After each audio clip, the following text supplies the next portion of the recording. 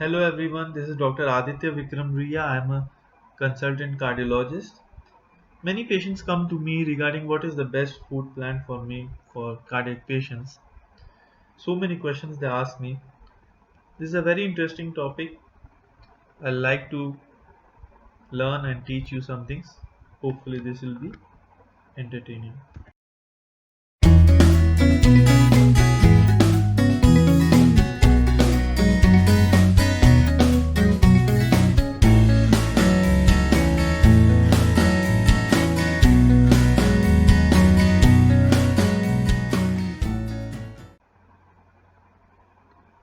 So, while I was traveling in Chennai on an aeroplane, a neurosurgeon asked me, being a cardiologist, why don't you develop a diet plan or something, which can decrease formation of blocks in the heart so that the person does not need angioplasty or bypass operation. Anyway, angioplasty or bypass operation, person may survive more 10 or 15 years. After that, again it gets blocked. So what is the use? Why not we devise a plan, a meal, so that he does not even develop a block? I thought the idea is very nice, but it may not be that much easy. Let us see what we can do. One thing is that there was some research regarding what is the best diet for someone. So there's a diet plan you have made, but that may not be the best for everyone. You know, there's one research in which people were asked to use a set plan of diet, and then they saw what was the diet of which food substance caused a spike in the glucose level and insulin levels in them.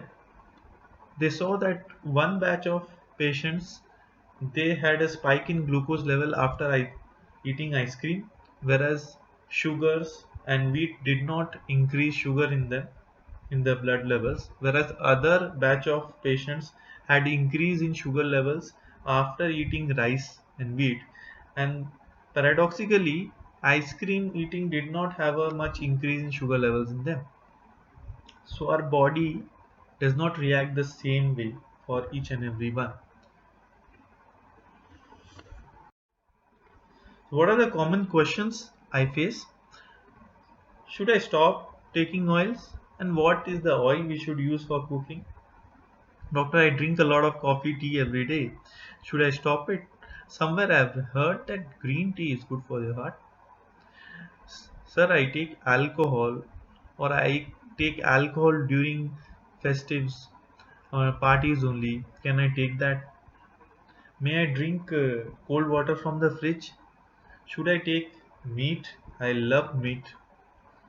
Sir, should I stop eating mangoes? They're so sweet.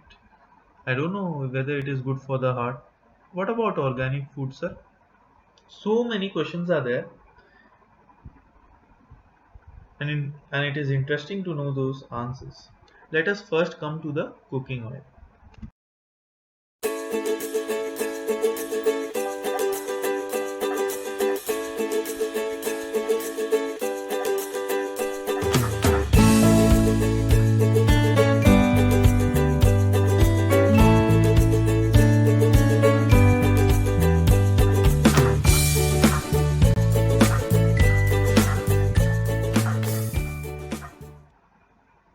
Regarding oil, so should we completely abstain from taking oils? I don't think so.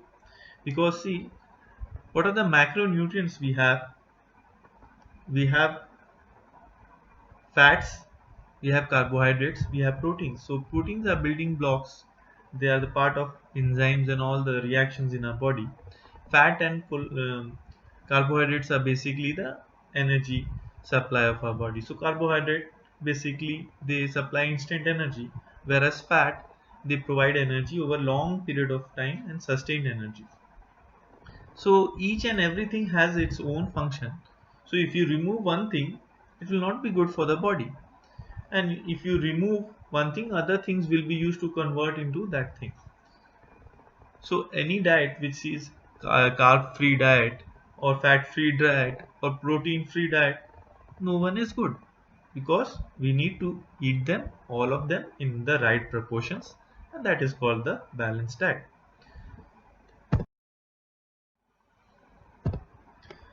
So while I was abroad, there's one somebody told me extra virgin olive oil is the best cooking oil. So what is a practical thing? Which cooking oil should we buy when we are going to the grocery store?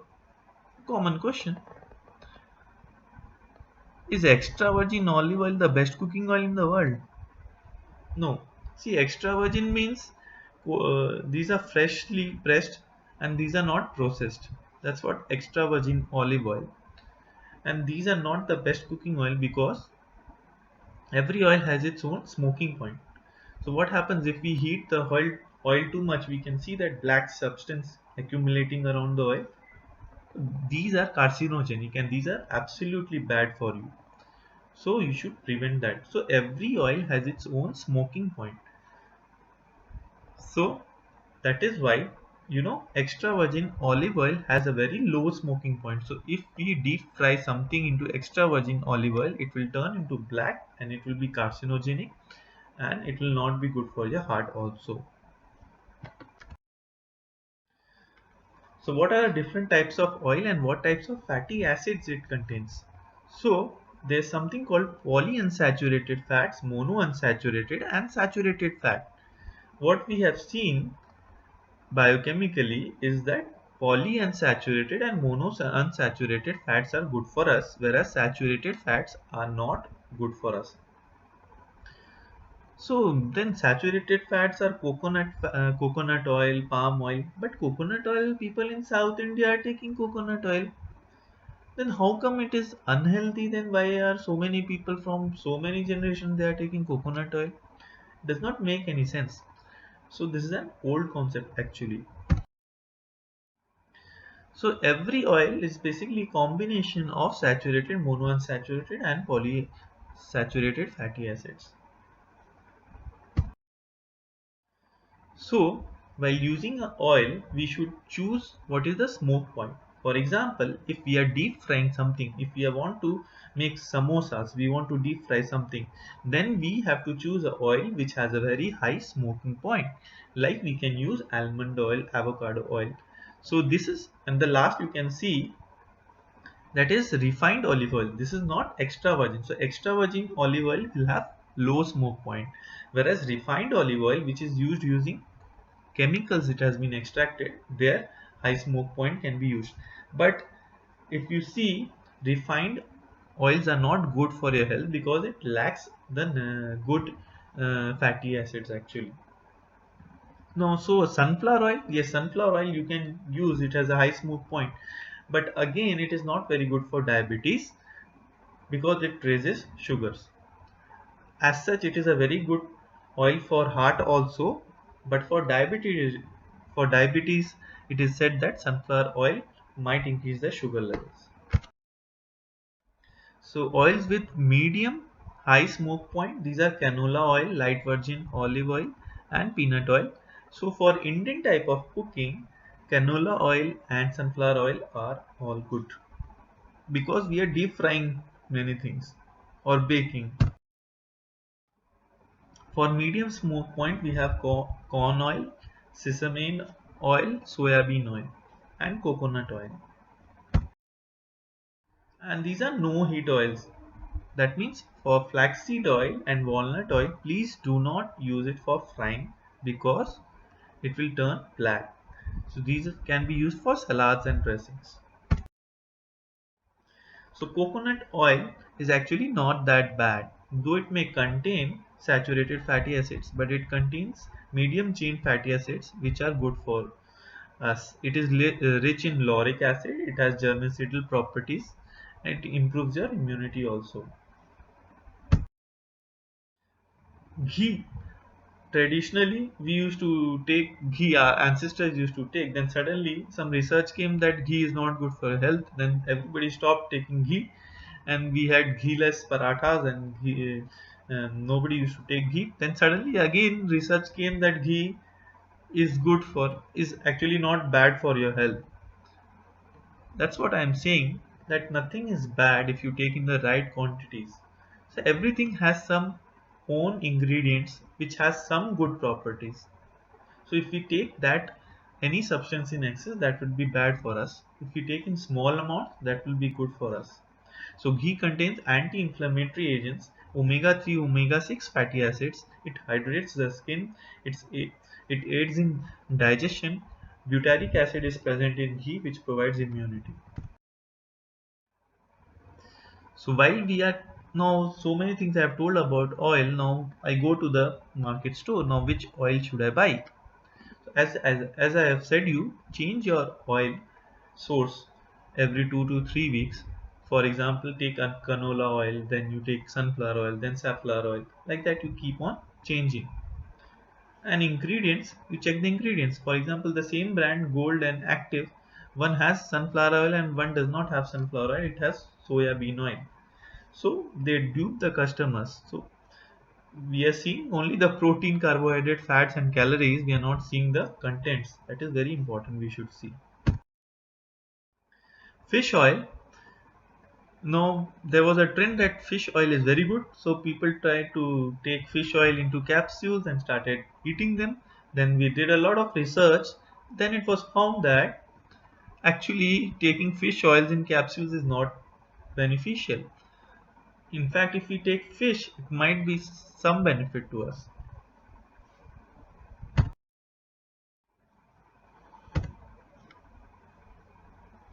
Beverages. Now everybody is crazy about either cold drink or tea or coffee or alcohol or sports drink. But let me tell you, even the sports drinks are not sporty enough.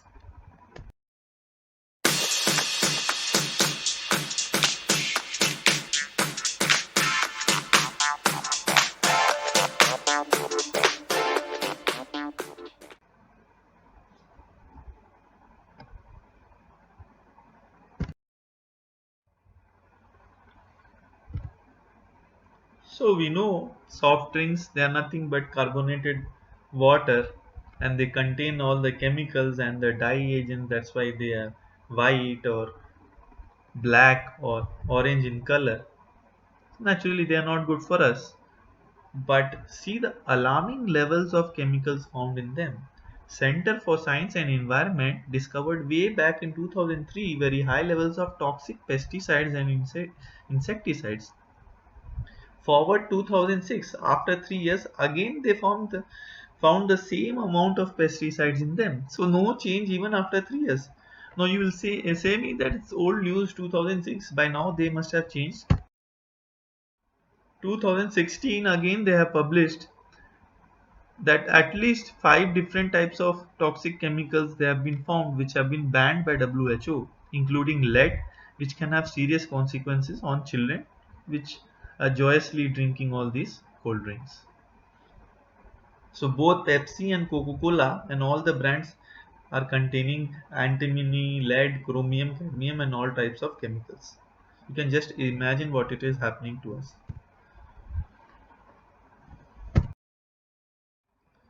So, what will you tell your child? Go and drink fruit juice. But you see, if you check the ingredients of fruit juices, maximum they contain 20% of the fruit juice, rest is all sugar syrup. It may not be that healthy to you also.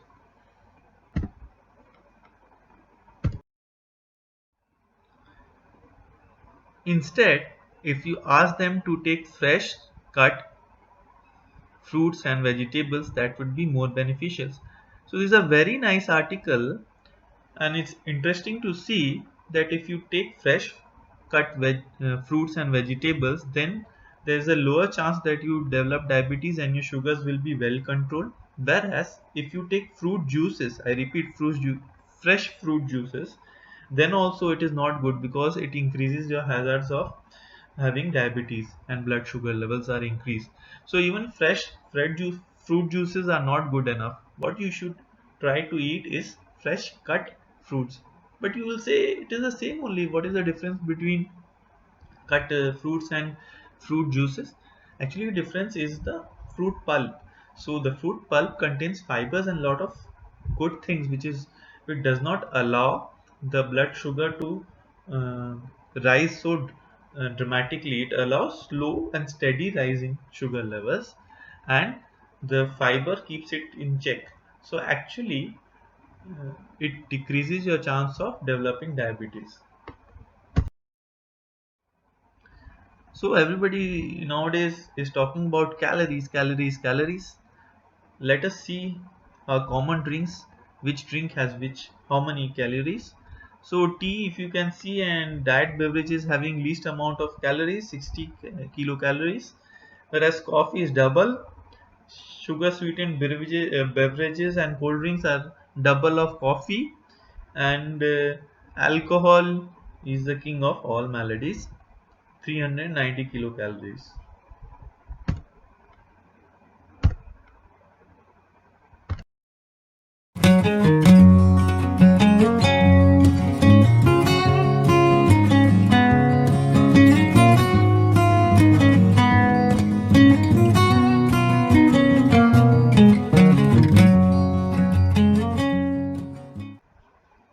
So patients are asking me, should I have a habit of drinking coffee, tea, should I continue it?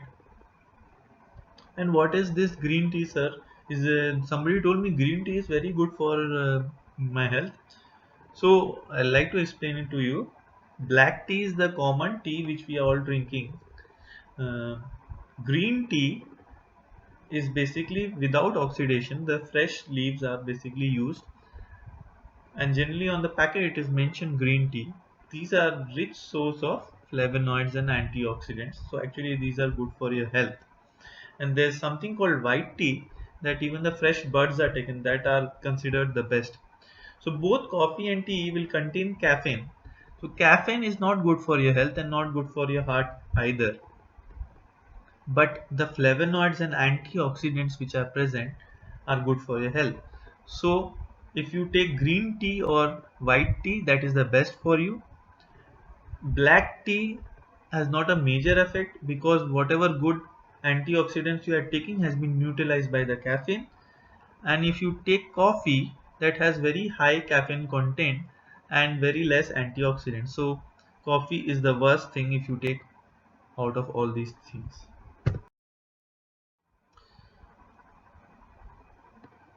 This is black tea. Green tea, very good antioxidants are there. It even decreases your cholesterol levels. This white tea, so this even good for lowering blood pressure. These are the different brands. So the common brands are basically black tea. If you have green tea, it will be written on the pack, and white tea brands are specially available at specific counters. These are expensive.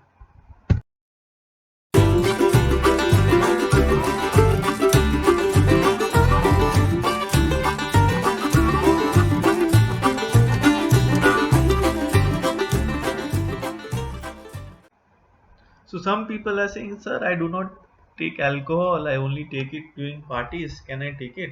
Somebody has told me it is good for your heart. So actually, them, even people who are not taking regular alcohol, sometimes during parties or they having a lot of alcohol, it is not good for your heart. It will cause something called holiday heart syndrome. Chronic usage of alcohol can damage your heart muscles and cause alcoholic cardiomyopathy. In fact, people used to say that they have a good effect on the lipids of our body, but even the HDL which it increases, it's not the HDL also has some fractions, HDL 2, 3. So the fractions which it increases are not that good. So on the whole, if you say alcohol is not good for your body.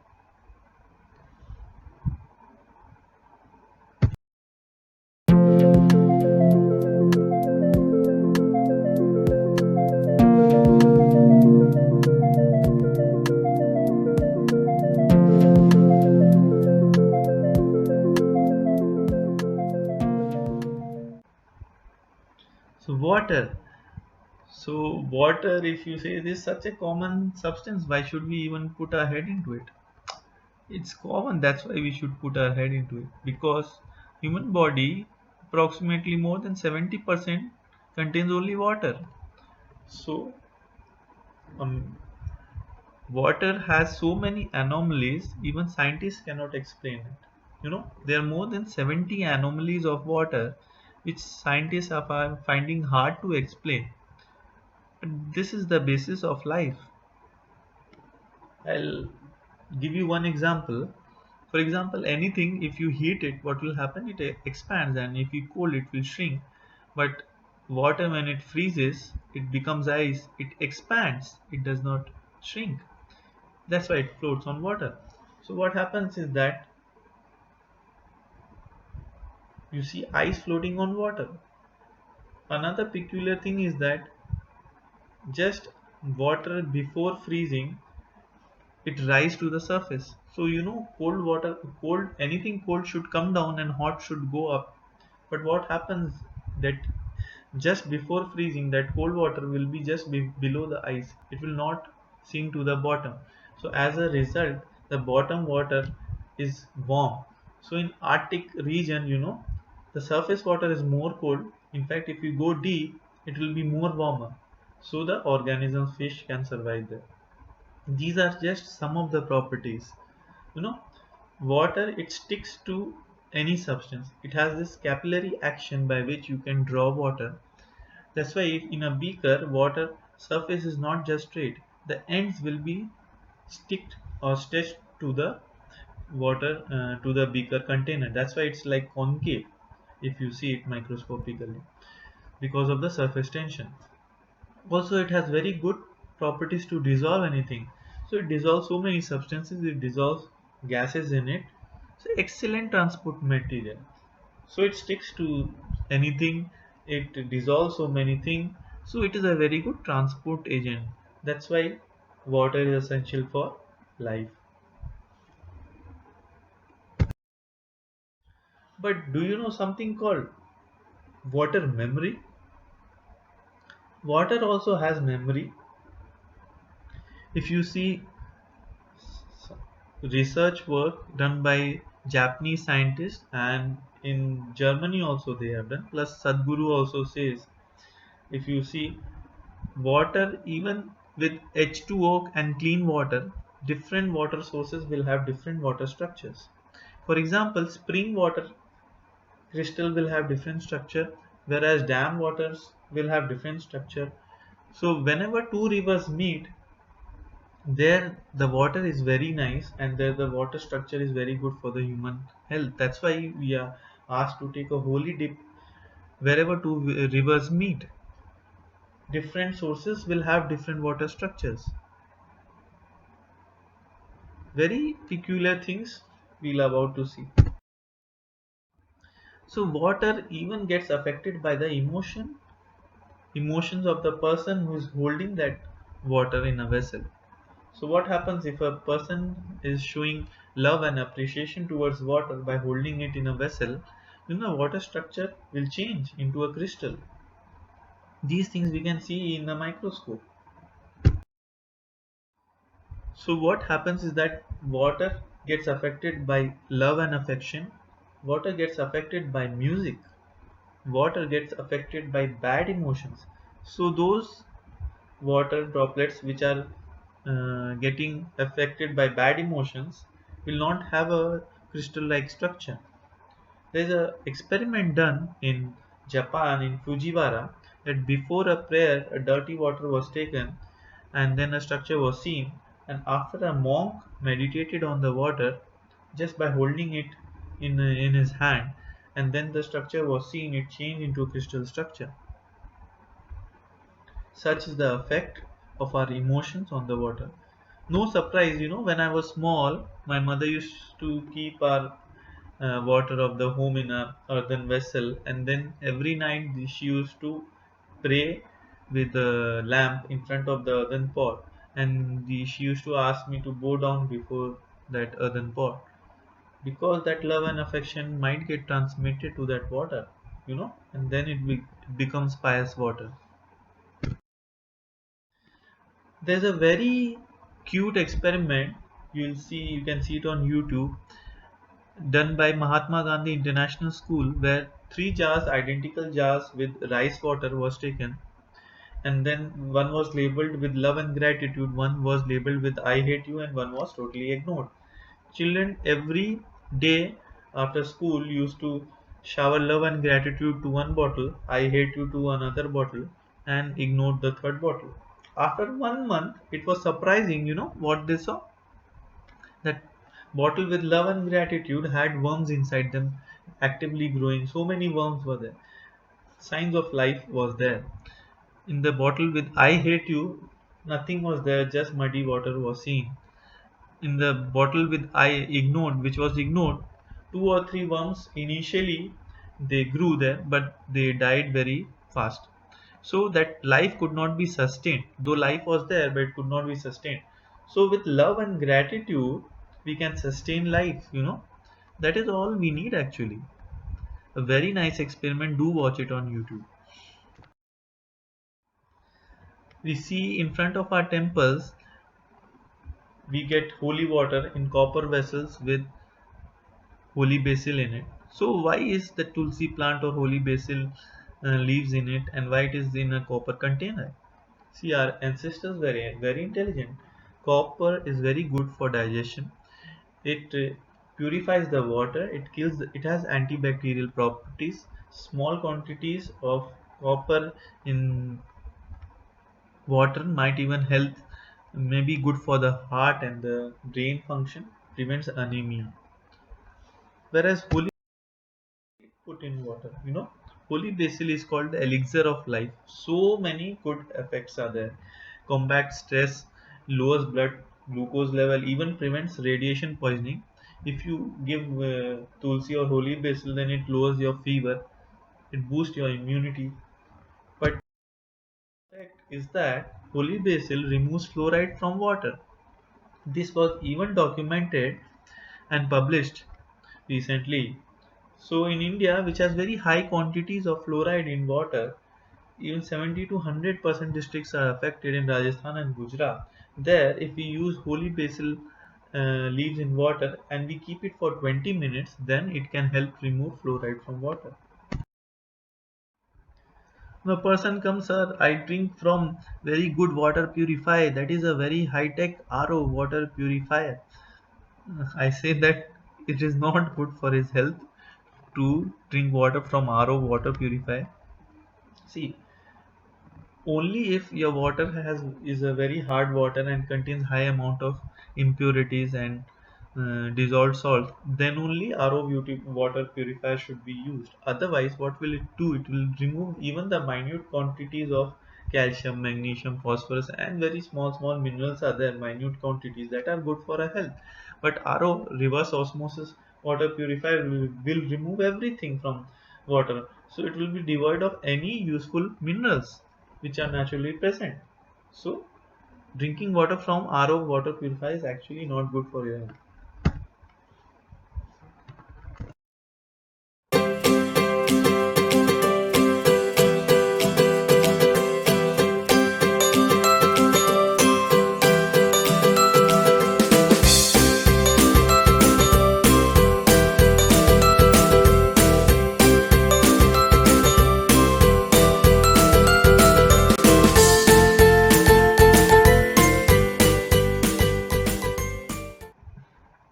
So patients will ask me, sir, should I eat meat? I love chicken. Should I eat it? Or should I stick to vegetarian food? What is best for me, sir? So you can eat meat. I'll not say no, but what is best for you is vegetarian food. When I was a child, uh, my trainer, I wanted to take part in water polo team, but the trainer told me that you are vegetarian and you don't have the adequate amount of protein, so you won't be able to sustain long enough in water, so you won't be able to play water polo. That is a lame excuse, and that is totally unscientific. I would say rather, now modern athletes are turning into vegetarian. Why? Because vegetarian food is the best food which you can have for your body. I'll tell you why. So let us go scientifically. Do not form an opinion. Let us see how God has made us. So God must have made us for either vegetarian food or non-vegetarian food. So accordingly we'll decide what is best for us. So if we see our dental formula, we can see our incisors are there. Okay, just we these incisors, sharp incisors, are for tearing flesh. So these are present in cat, dogs, lion, tiger, you can see. Whereas in cows, sheep, buffaloes, you won't see these incisors because they don't need them for tearing flesh. So they have molars and premolars for grinding the grass and vegetables. But we have canines. So are we carnivore? No.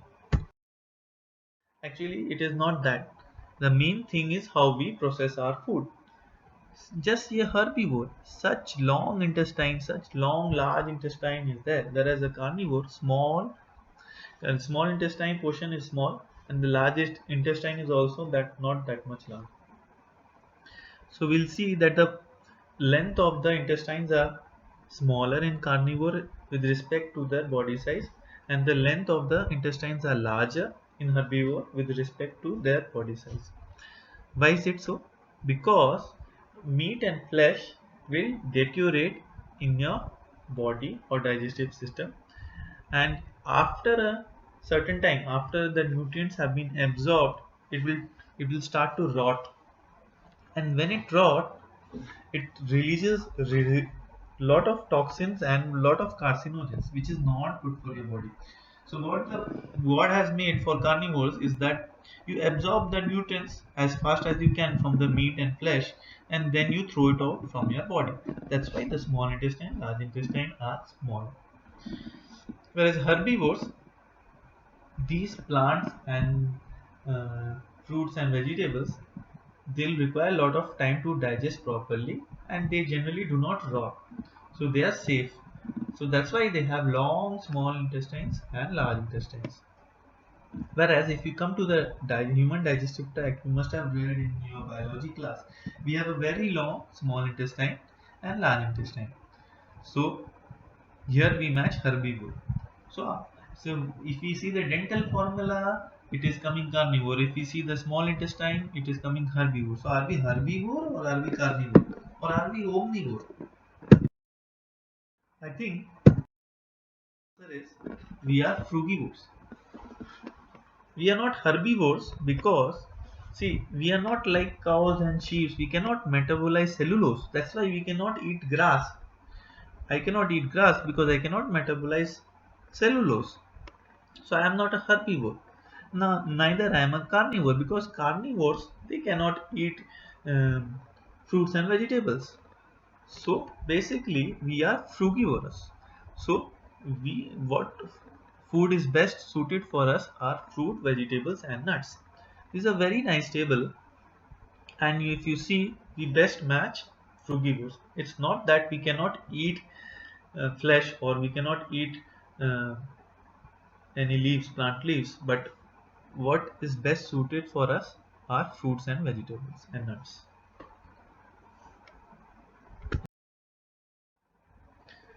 So as I was saying, so plant protein is not inferior. Earlier it was thought to be inferior, but now they are seeing that plant protein was associated with lower all-cause mortality. And vegetarian food, if you see chana dal, lentils, moong dal, peanuts, they have very high quantity of protein. Soya beans and grams having 45% proteins in them. So neither the quantity is less nor the quality is inferior. So these are some statistical points which have been proved by various studies. There is a 24% lower risk of heart disease if you are vegetarian. Colorectal cancer is less if you are vegetarian. You are more slimmer. There is a 6-year chances you will outlive non-vegetarians. These are some of the benefits. So it is not just I am saying that you have cancer, you might have less 0.1%, 1% cancer. So why am I scaring everyone with cancer with non-vegetarian food? It is not like that. If you see the Cancer Research Foundation in UK, they have done research and they have found that if you eat bacon and sausages and processed meat, there is a very high chance. Group 1 having the highest chance of causing cancer. Whereas if you take pork, beef, and lamb, then there's a probably lesser chance that you will get colorectal cancer. So it is not just about cancer and all the things, it is also about your emotions. So there is in Ayurveda, you say there are three emotions: tamas, rajas, and sattva. So tamas is you are dull, rajas is you are overexcited. So both are not good. So sattva is a balance between the both of them. So if you see the sattva element, that is more in vegetarian food. Also, if you take non-vegetarian food, you become more irritable, angry, etc., etc. But surprisingly, if you see, they say Indians are vegetarians, but if you see the masses in India, they prefer meat, as you can see here, especially whole of East India, South India. But always, people who are non-vegetarian, they will say they are better. They will say something which I cannot refute. They will say, see, I'm eating chicken, I'm not killing plants. So I'm not killing the plants. That way, the planet will be more greener. So I'm eating chicken, that is good for the society. These things I cannot refute, I cannot say anything for them.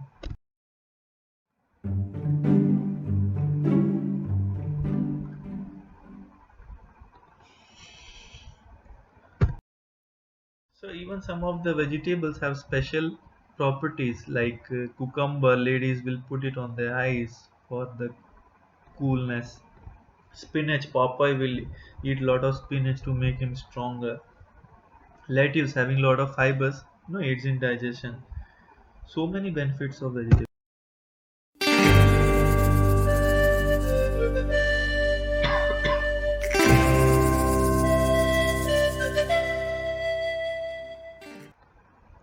A dash of fresh fruits might help. So some patients are asking me, sir, this is the season of mangoes, but since they are so sweet, should we stop them or should we continue eating? So for the heart, I checked Ayurveda. The first food item which was good for the heart written in Charak Samhita was surprisingly mango, Mangifera indica.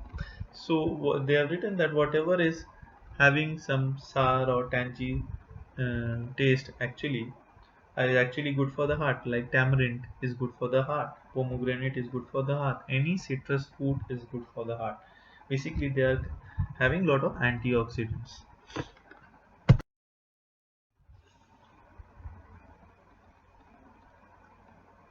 So while I was cooking food, I made spicy, and the person told me that you're a cardiologist. How come you make spicy food? It is not good for the heart. I Actually, spicy food may not be bad for the heart.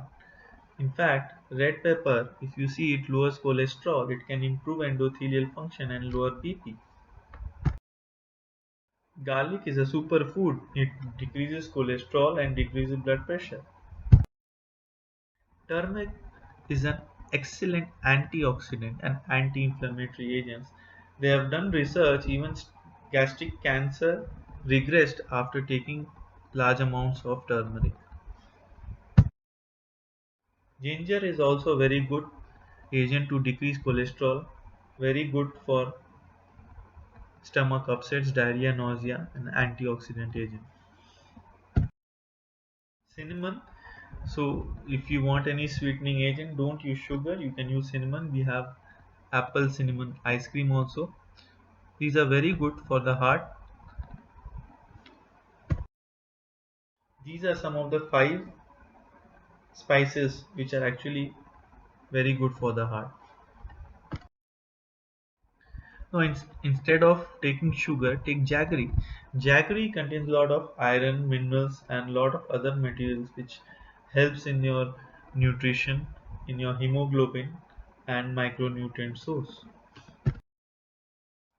Honey, there are so many health benefits of honey that you can't even tell. Morning, children should take 1 or 2 teaspoon of honey every day. They can mix it with milk. Ladies who want to get slim, they can take warm water with honey and lemon to get slim. If you have cold and cough, take warm lemon water with honey. It is excellent for that. Anti-aging properties supports good bacteria, having antiviral, antifungal, and anti-cancer properties. Even for wound healing, it is very good actually. Lemon water you can take with. So dried foods initially they were told that it contains a lot of cholesterol, may not be good for the heart, but they have found that they are very rich source of minerals. Even they decrease cholesterol, prevent hair loss, decrease cancer, very good to control blood pressure. These are excellent food for a heart. Sprouts. So what happens in seeds is that all the good things are basically in a dormant state. Whenever they sprout, it becomes active. All the enzymes, ingredients in them become active. So in that active state, if you take, then it is a wholesome food actually.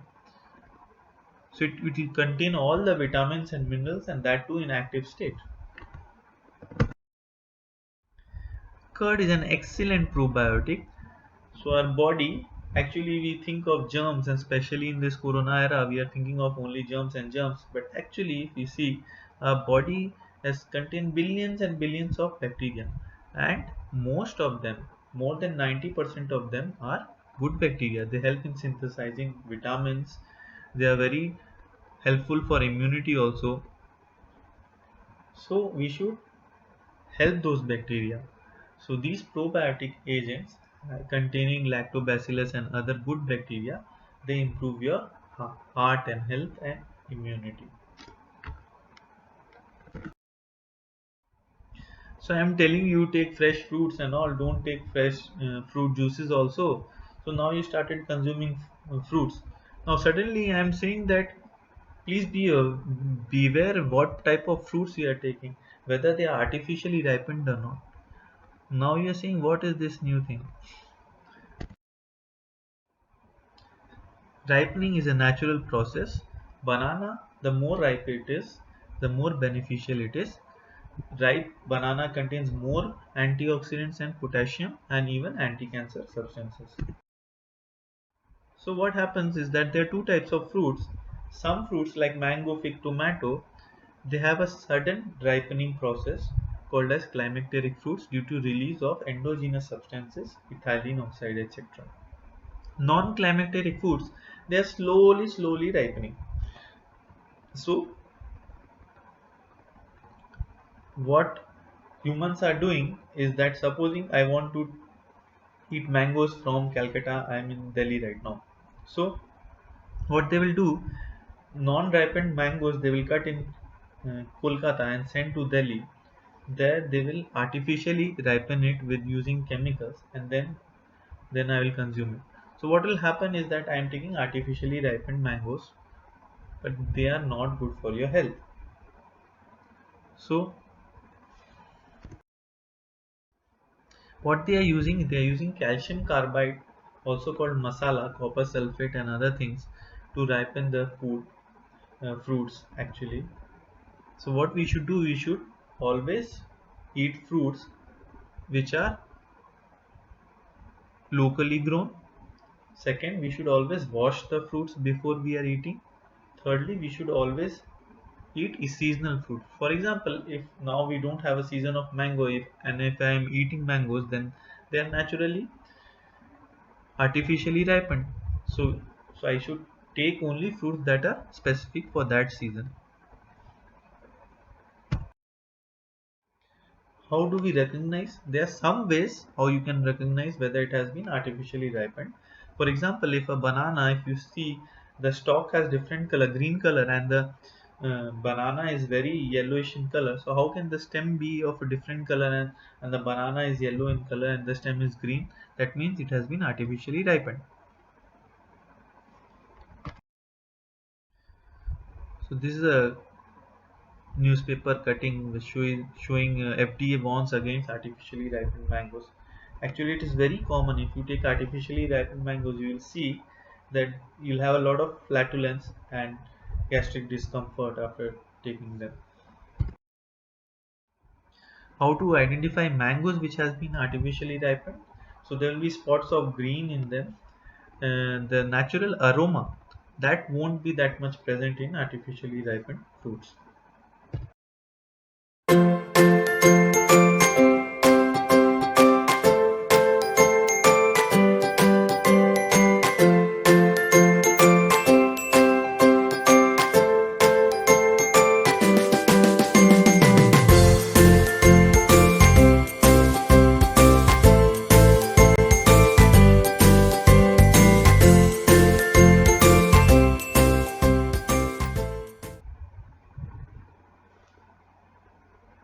So let's go organic.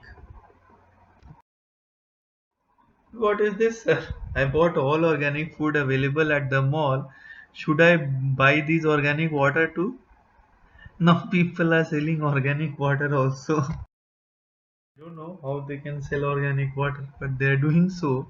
In 2013, Australian Consumer Commission even had ordered a number of bottles to change their name because they were duping customers by writing organic water on them. So be cautious.